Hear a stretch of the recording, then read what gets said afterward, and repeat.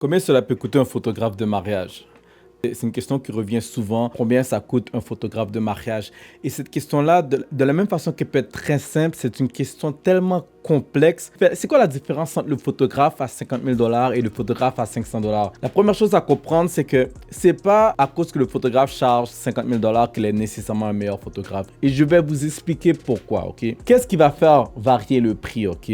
Entre le photographe à 50 000 et le photographe à 5 000. Premièrement, ok, il y a le marché. À la base, c'est le marché. Je vous explique, ok?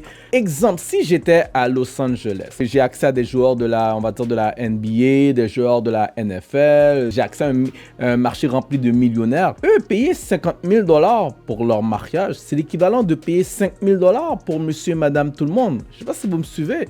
Donc, si tu es dans un marché rempli de fortunés, c'est normal que tu peux charger plus cher. Donc, si tu as fait ton nom dans ce marché-là, donc je dirais la plus grande difficulté pour tout photographe, c'est de rentrer dans un certain marché de clients qui vont être prêts à payer beaucoup plus cher. Dans plusieurs pays, exemple aux États-Unis, souvent le montant que les mariés vont mettre pour leur photographie de mariage, ça va être un pourcentage de leur budget de mariage. Le budget pour le mariage, on va dire 1 million de $.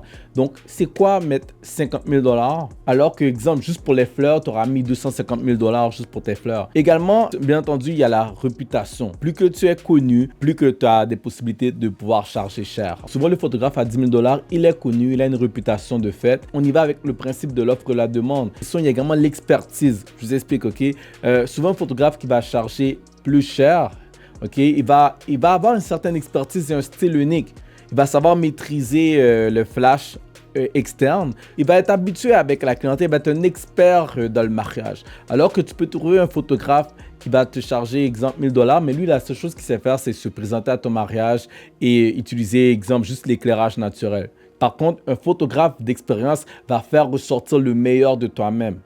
Pour finir, ok, pour conclure, qu'est-ce qui va faire la différence entre le photographe, une fois de plus, à 1000 $ et le photographe à 10 000 $? C'est comment il perçoit sa valeur. Comment il perçoit sa valeur? Il y a des photographes qui, eux, ils regardent leur travail et ils disent, ok, moi, je vaux 1000 $.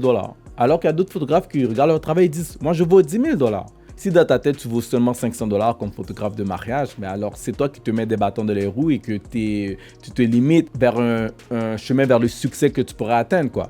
Il y a un photographe pour tout le monde. C'est pas tout le monde qui a le budget de mettre 10 000 $ pour leur mariage. C'est pas tout le monde qui a le budget pour mettre 50 000 $. Ça, c'est normal, ok?